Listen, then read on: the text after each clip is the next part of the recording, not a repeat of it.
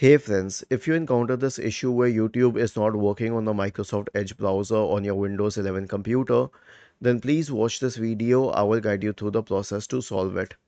First of all, open Microsoft Edge. Click on these three dots at the top right corner and select History. Then click on this bin symbol here. Change the time range to all time. Click on Clear Now. Make sure that caching cookies are selected there. Then click on these three dots at the top right corner, select extensions and click on manage extensions.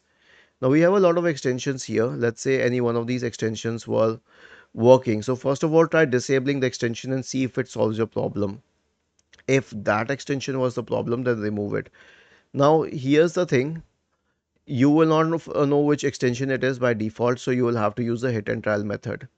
Then click on these three dots at the top right corner, select help and feedback and click on about Microsoft Edge. Let it update it.